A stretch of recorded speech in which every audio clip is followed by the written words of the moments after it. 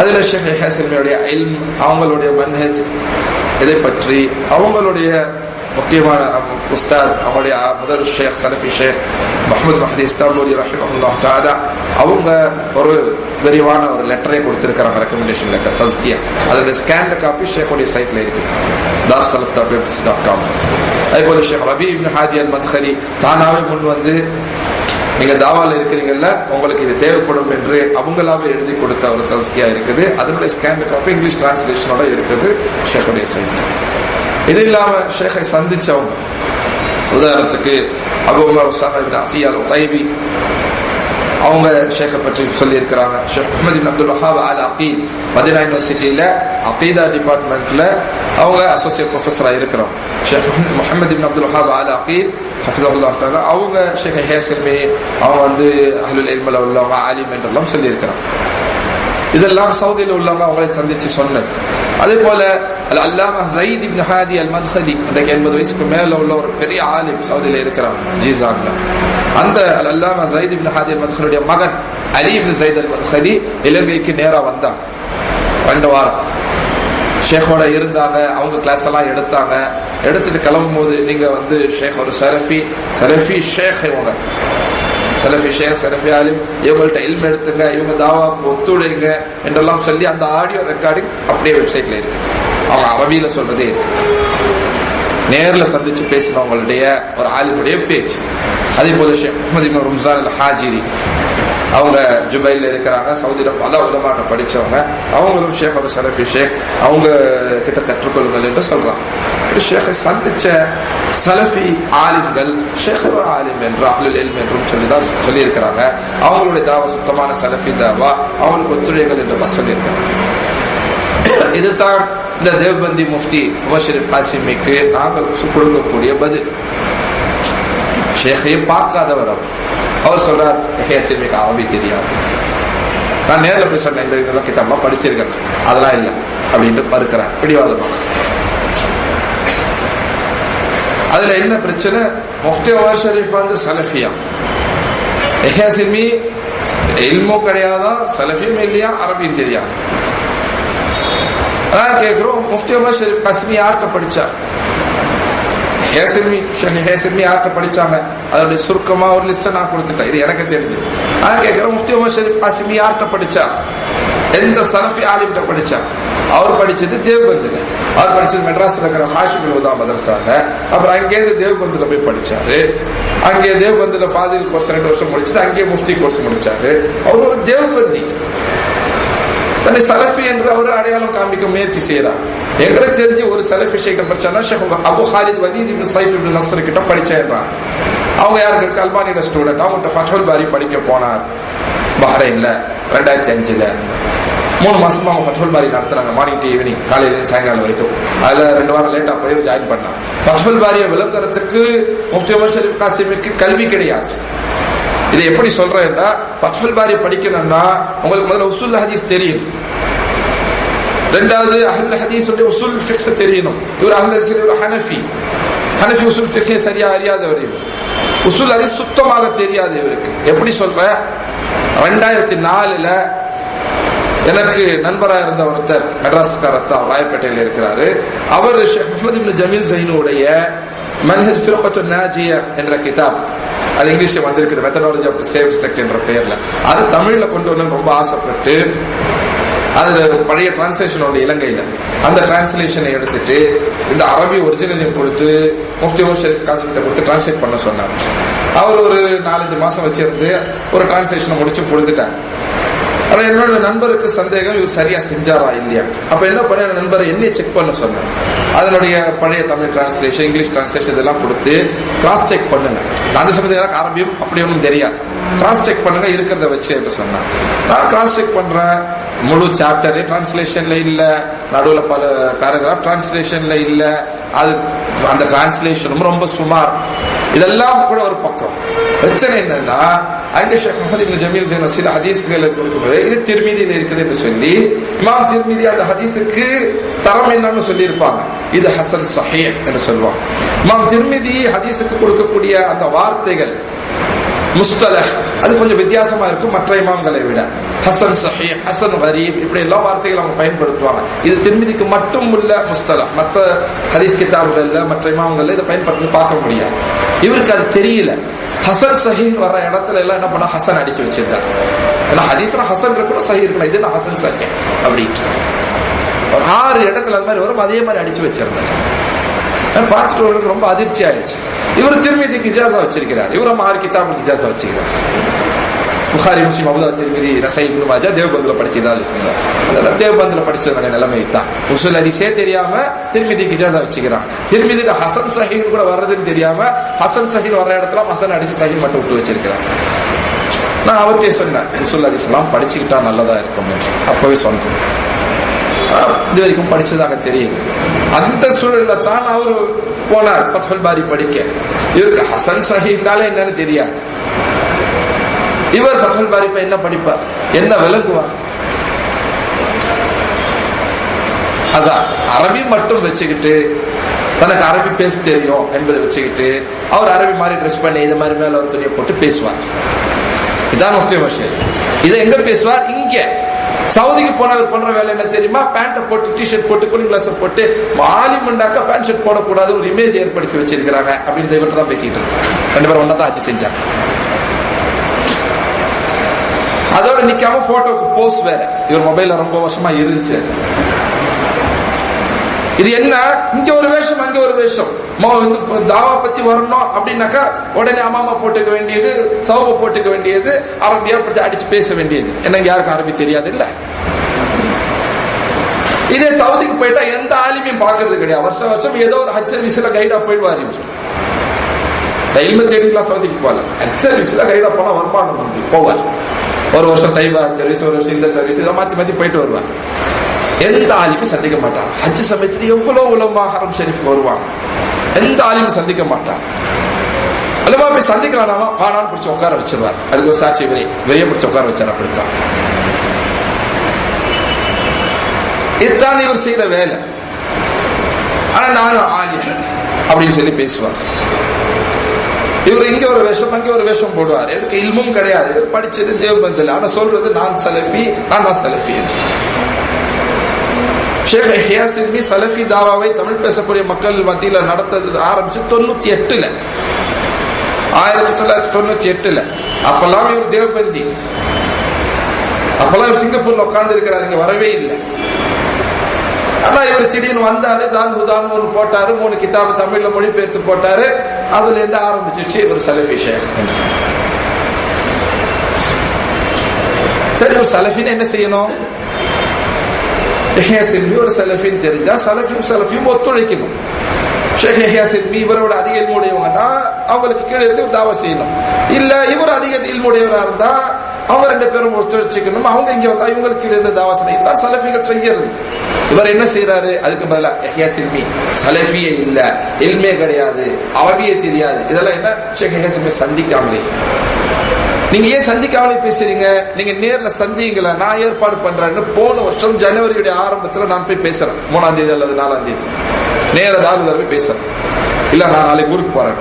ஷேக் யஹ்யா சில்மி சென்னையில இருக்கிறான். நீங்க நாளைக்கு சாயங்காலம் தான் போறீங்க. நான் இப்ப சாயங்காலத்துல உங்கள்கிட்ட பேசிட்டு இருக்கிறேன். இன்னும் 1 மணி நேரத்துல இங்கே கூப்பிட்டுறேன். இல்ல நாளைக்கு காலையில கூப்பிட்டுறேன். இல்ல நான் சந்திக்க முடியாது. உங்க ஷேக், அவருடைய ஷேக்கை பத்தி எங்களுக்கு தெரியும், அவங்க எல்லாம் ஹவாரிஜில போக்குல இருக்கிறாங்க அப்படின்னு. ஒரு 2 நிமிஷம் கழிச்சு உங்க ஷேக் ஒரு முர்ஜி அப்படின்னா, ஏதோ ஒண்ணுதான் உண்மையா இருக்கும். ஹவாரிஜுக்கு ஆப்போசிட் தான் முர்ஜியா. ஒன்னே ஷேக் ஹாரிஜின்னு சொல்லுங்க, இல்ல முர்ஜின்னு சொல்லுங்க. 2மே சேர்த்து சொன்னா என்ன? எனக்கு இந்த ஆயத்தான் ஞாபகம் வருது. ولو كان من عند غير الله لوجدوا في اختلاف كثيرا. இது அல்லாஹ் அல்லாஹ் வேற யார்ட்டது அதிகமான முரண்பாடு வந்திருக்கு. நீங்க பேசுற ஏன் இந்த முரண்பாடு?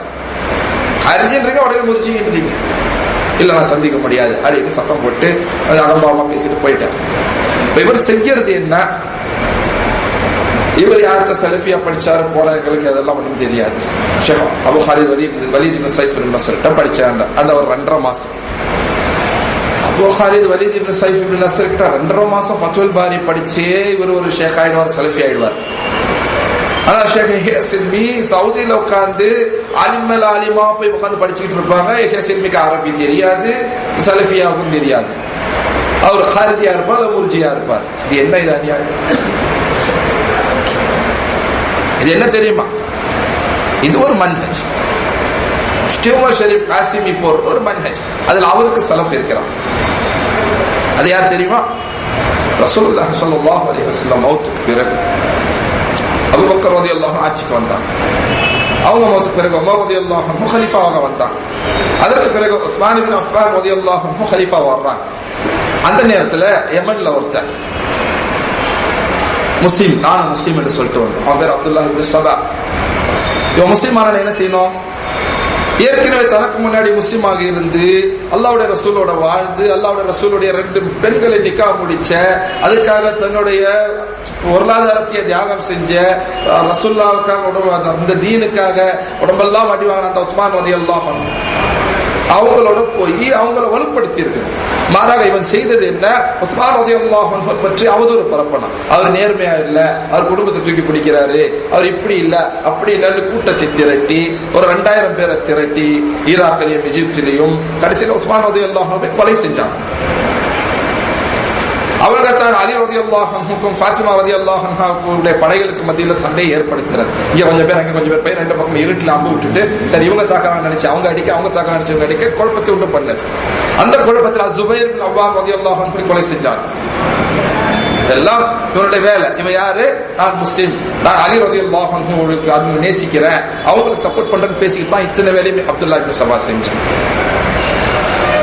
எப்படி உஸ்மான் ரலியல்லாஹு கொலை செய்யறது, ஜுபைர் இப்னு அவ்வாம் ரலியல்லாஹு கொலை செய்யறது கேட்டா நாங்க அலி ரலியல்லாஹு சப்போர்ட்டர் பேச வேண்டியது, நானும் முஸ்லிம் பேச வேண்டியது. இதே தான் இவரும் செய்யறார். இவருக்கு முந்தி சலஃபியால இருக்கிற ஒரு சலஃபி ஷேഖ இவர் வெற்றார். என்ன இப்னு சபா கத்தியால வெட்டினா இவர் கத்தி வெட்டுறார். அதான் வித்தியாசம், மற்றபடி ஒன்னும் வித்தியாசம் இல்லை. இது ஒரு மன்ஹஜ், இது ஒரு வழிமுறை. அன்றையிலிருந்து பார்க்கணும், சஹாபா காலத்திலிருந்து பார்க்கணும். என்ன இப்னு சபாவை சமமா கொண்டு போய் முஃப்தி ஷரீஃபை வச்சுட்டீங்கன்னா நான் வைக்கல, அவர் தான் தனி அப்படி வச்சுக்கிட்டார். அவர் மாத்த சொல்லுங்க, நாங்க பேசுறதை நிறுத்தணும். அவருடைய நடைமுறை என்ன? அப்துல்லா இப்னு சபாவுடைய நடைமுறை. தனக்கு முந்தி முஸ்லிம்களாக இருந்த மூமின்களாக இருந்த அல் மூமின் என்று அல்லாஹ் பேரை வச்சு சொன்னானே, சொர்க்கவாசி என்று ரசூலுல்லாஹ் பேரை குறிப்பிட்டு சொன்னாங்களே, அந்த சஹாபியை வெற்றத்துக்கு கூட்டம் திரட்டினவன் தான் இவன். இவன் இஸ்லாமுக்கு வந்து இஸ்லாமை வலுப்படுத்தல, இவன் இஸ்லாமுக்கு வந்தேன் என்று சொல்லிக்கொண்டு உள்ள ஒரு கூட்டத்தை திரட்டி அந்த சஹாபாவை வெற்றினான். இன்னைக்கு அதே வழிமுறையில இவரை போன்ற சிலர்கள் அந்த சஹாபாவுடைய வழிமுறை சொல்லக்கூடிய ஆலிம்களை வெட்ட பார்க்கிறான். என்ன இங்க கத்தி எடுத்து வைக்க முடியாது, அதனால கத்தி பேசி பார்க்கலாம். இது ஒரு புது மன்ஹஜ் இல்ல, இது வந்து பிதத்துக்காரருடைய ராஃபிதாவுக்கு கவாரிஜுக்கு அடிப்படையாக இருந்த ஒருத்தனுடைய மன்ஹஜ். இந்த அப்துல்லா இப்னு சபா தான் ராஃபிதா ஷியாவை உருவாக்கி விட்டான், அவனை தான் கவாரிஜ் உருவாக்கி விட்டான். கவாரிஜின் நிலைமை உங்களுக்கு தெரியுமா? அப்துல்லா இப்னு அப்பாஸ் ரலியல்லாஹு அன்ஹு மக்கா ஹரம்ல உட்கார்ந்துட்டு ஹஜ்ஜுடைய சமயத்தில் குர்ஆனுக்கு தஃப்சீர் கொடுக்கிறாங்க. யார் அவங்க? ரசூலுல்லாஹி ஸல்லல்லாஹு அலைஹி வஸல்லம் அந்த அப்துல்லா இப்னு அப்பாஸ்க்கு துஆ செஞ்சாங்க. இவருக்கு குர்ஆனுடைய தஅவீலை கற்றுக் கொடுன்னு அல்லாஹ் கிட்ட கேட்டான், குர்ஆனுடைய விளக்கத்தை கற்றுக் கொடுன்னு. அந்த இப்னு அப்பாஸ் குர்ஆனுக்கு விளக்கத்தை கொடுத்துட்டு இருக்காங்க. அந்த பக்கம் ஹவாரிஜ்ல 2 பேர் வர்றாங்க. அதுல ஒருத்தர் நாஃபி இப்னு அஸ்ரா, அவன் மகன் சொல்றான், இதோ குர்ஆன் ரொம்ப தெரியுங்கிற மாதிரி ஒருத்தர் பேசிக்கிட்டு வந்து விளக்கம் கொடுத்துட்டு இருக்கிறார். வா அவருக்கு ஒன்னும் தெரியலேன்னு நம்ம நிரூபிச்சு காமிப்போம் அப்படின்னு போறான். நிரூபிக்கிறதுக்கு என்ன எடுத்தான்? குர்ஆனுக்கு விளக்கம் நம்ம எதை எடுப்போம்? ஹதீஸ் தான் எடுப்போம். இவன் போய் என்ன சொன்னா, நீங்க குர்ஆனுக்கு விளக்கம் பேசுறீங்களே, நீங்க கொடுக்கிற விளக்கத்துக்கு அரபி கவிதையில ஆதாரம் தர முடியுமா அப்படின்னு கேட்டான். இது ஒரு மன்ஹஜ். விதத்துக்கான வேலை என்ன? அரபியை பிடிச்சிக்க வேண்டியது. உனக்கு அரபி தெரியுமா? தெரிஞ்சா சொல்லு பார்ப்போம். யார்? இப்னு அப்பாஸ் கிட்ட ஹாரிஜி சவால் வரும், சொல்றேன் அப்படிங்கிறான். அப்ப முதல்ல சொல்றான், அலிஃப் லாம் மீம் தாலிகல் கிதாபு லா ரைப ஃபீஹ். லா ரைப ஃபீஹ்னா என்ன அர்த்தம்? அப்துல்லா இப்னு அப்பாஸ் ரலியல்லாஹு அன்ஹு சொல்றாங்க, லா ரைப ஃபீஹ், அதுல எந்த சந்தேகமும் இல்லைன்னு. சரி, இதுக்கு அரபி கவிதையின் ஆதாரம் கொடுங்க. உடனே இப்னு அப்பாஸ் அரபி கவிதையின் ஆதாரம் கொடுக்குறாங்க. சரி, அடுத்த கேள்வி, இந்த ஆயத்துக்கு அரபி கவிதையின் ஆதாரம் கொடுங்க, அந்த ஆயத்துக்கு அரபி கவிதையின் ஆதாரம் கொடுங்க, அந்த ஆயத்துடைய அர்த்தத்துக்கு அரபி கவிதையின் ஆதாரம் கொடுங்க. 98 ஆயத்தை எடுக்கிறாங்க. 98க்கும் விளக்கம் சொல்லி அதுக்கு அரபி ஷேர் அரபி கவிதையிலிருந்து அப்துல்லா இப்னு அப்பாஸ் அது அர்த்தத்தை கொடுக்கிறான். வேற வழியெல்லாம் வாயம் விட்டு போறான். ஆனா இது என்ன? இது ஒரு மன்ஹஜ். ஹவாரிஜ் தான் முதல்ல வந்த பிதத்துக்கார கூட்டம். அந்த ஹவாரிஜினுடைய மன்ஹஜின் முக்கியமானது என்ன? சஹாபாக்கு அரபி தெரியாது. இன்னைக்கு இவங்க பேசுறாங்க, சஹாபா வழிமுறை சொல்ற சலஃபி ஆலிம்க்கு அரபி தெரியாது. இது ஒரு மன்ஹஜ். அதுதான் மன்ஹஜை படிங்க, அகீதாவை படிங்கன்னு சொல்றது. யார் எந்த கோணத்துல எந்த மன்ஹஜில் உள்ள நுழையிறான்றது உங்களுக்கு தெரியும். அப்துல்லா இப்னு சபா எப்படி அலி ரலியல்லாஹு அன்ஹு ரசூலுல்லாஹ்வுடைய குடும்பம்னு பேசிக்கிட்டு ரசூலுல்லாஹ்வுடைய சஹாபாவெல்லாம் வெட்டினானோ அந்த மாதிரி வெட்ட பார்க்கறாங்க. அதே போல எப்படி ஹவாரிஜ் அரபி பெருமை வச்சுக்கிட்டு இப்னு அப்பாஸ்க்கு அரபி தெரியாது. யார் இப்னு அப்பாஸ்? ரசூலுல்லாஹ்வுடைய குடும்பம், மக்காவுல வளர்ந்தவங்க. அப்துல்லா இப்னு அப்பாஸ் சஹாபாவுடைய ஆலிம். ரசூலுல்லாஹ் அவங்களுக்காக துஆ செஞ்சாங்க, இவங்களுக்கு இல்ம கொடு, தஅவீல் குர்ஆனுடைய தஅவீல கொடு. அந்த இப்னு அப்பாஸ்க்கு அரபி தெரியாது. இவன் இல்முக்கு கொடுத்த அளவுக்கு இல்மு இல்லாம ஒரு குர்ஆனுக்கு விளக்கம் கொடுக்குறான். இல்மு கொடுத்த அளவுக்கு அரபி. இல்முன்னா என்ன? அல்லாஹ் சொன்னது, அல்லாஹ்வுடைய ரசூல் சொன்னது. ஆனா இவன் பண்ண அல்லாஹ்வுடைய ரசூல் சொன்னதை விட்டுட்டான். அல்லாஹ் சொன்ன குர்ஆனுக்கு விளக்கம் அரபி. அரபி தான் இல்ம். இது யார்? ஹவாரிஜுடைய மன்ஹஜ். அதைத்தான் இந்த உமர் ஷரீப் காசிமி எடுத்துட்டு வர. எஹேசில்மிக்கு அரபி தெரியாது. எஹேசில்மி பார்த்தோன்னா நான் முதல்ல ஒரு கிதாப் கொடுத்து அரபியில வாசிக்க சொல்லுவேன். வாசிச்சா தான் நான் பேசுவேன். சுப்ஹானல்லாஹ் அஸீம். எவ்வளவு ஆடியோ இருக்குது ஷேഖுடைய சைட்ல, போட்டு கேளுங்க. இதை வாசித்தியாவை எடுத்து கேளுங்க. அவங்க எவ்வளவு வேகமா வாசித்தியாவை வாசிக்கிறாங்க, வாசித்தியாவுடைய ஷரஹ்களை வாசிக்கிறாங்க எவ்வளவு வேகமாக. அந்த அரபியில வாசிக்கிறது மட்டும் இல்ல, ஆன் த ஸ்பாட் அங்கே உட்கார்ந்து அதுக்கு இங்கிலீஷ் டிரான்ஸ்லேஷன் கொடுக்குறாங்க. அதுக்கெல்லாம் இங்கிலீஷ் டிரான்ஸ்லேஷன் வரவே இல்லை. ஷேக் அப்துல் அசீஸ் ஆல் சல்மான் ரஹிமஹுல்லாஹ் அவங்க வாசித்தியாவுக்கு ஷரஹா கொடுத்த ஹவாஷிஃபுல் ஜரியாவை எங்களுக்கு வாசிக்கும் போது 2010 அந்த இடத்துல ஆன் த ஸ்பாட்ல இங்கிலீஷ் டிரான்ஸ்லேஷன் கொடுக்குறாங்க. இந்த மாதிரி உஸ்ஸூல் சுன்னா இமாம் அஹ்மத் இப்னு ஹம்பல் போறோம். அதுல ஷேக் ரபீ இப்னு ஹாதி அல் மத்ஹலி ஷரஹ் சொல்லி அங்கே ஆன் த ஸ்பாட்ல கொடுக்குறாங்க. ஷேக் ஸைத் அல் மத்ஹலி சொல்லி அங்கே ஆன் த ஸ்பாட்ல டிரான்ஸ்லேஷன் கொடுக்குறாங்க. அரபி தெரியாத ஒருத்தர் சொல்லுவாங்களா? அரபிக்கு இங்கிலீஷில் தமிழ்லையும் அந்த இடத்துல, உருதுலையும் அந்த இடத்துல டிரான்ஸ்லேஷன். அரபி தெரியாது இவங்களுக்கு. இது யார் பேசுறது? ஷேக் ஹேசிமை சந்திக்காத ஒரு நபர். சந்திங்களா? மெட்ராஸ்ல தான், ஆலந்தூர்ல தான் இருக்கிறாங்க, நீங்க மண்ணடியில் தான் இருக்கிறாங்க. நான் இப்ப காரை கொண்டு வரேன், கார் வச்சிருக்கிறேன்னு சொல்லும் பொழுது நான் சந்திக்க முடியாது. அவர் ஒரு ஹாரிஜி. கொஞ்ச நேரத்தில் அவர் ஒரு முர்ஜி. சந்திக்காம பேசுறாங்க, அப்ப விவரம் தெரியாம பேசுறான்னு சொல்லலாம். சந்திக்க தயாரா இருக்கிறாங்க அவங்க. நீங்க வாங்க, நீங்க தயாரா? நான் இங்க கூப்பிட்டு வரேன்னு கேட்கிறேன், தாலுதா கூப்பிட்டு வரேன். முடியாதுன்னு சொல்லிட்டு ஏஞ்சி போறாங்க. இது தெரியாம பேசுறது இல்லை, தெரிஞ்சுக்கிட்டே பேசுறது. இவங்க யார்? இவர் யார்? இவர் ஒரு தேவபந்தி. படிச்சது தேவபந்தில, இவருடைய கல்வி தேவபந்தி ஹனஃபி கல்வி தான். இப்ப இருக்கிறது எந்த மன்ஹஜ்ல? சலஃபி மன்ஹஜ்ல, சலஃபி வழிமுறை இல்ல. இஹ்வானுல் முஸ்லிமின் ஜமாத் இஸ்லாமிய மன்ஹஜ்ல முஃப்தி உமர் ஷரீப் காசிமி இப்ப இருக்கிறார். இருந்தார் சொல்ல, இப்ப இருக்கிறார். அவர் சலஃபி மன்ஹஜ்ல இல்ல, அது வேஷம். தவ போட்டு அமாமா போட்டு அரபியில பேசிட்டாலாம் சலஃபி இல்ல. அது அரபு நாட்டுல எவ்வளவு பேர் இருக்கிறாங்க தவ போட்டு அமாமா போட்டு ஷியா பேசுவான்.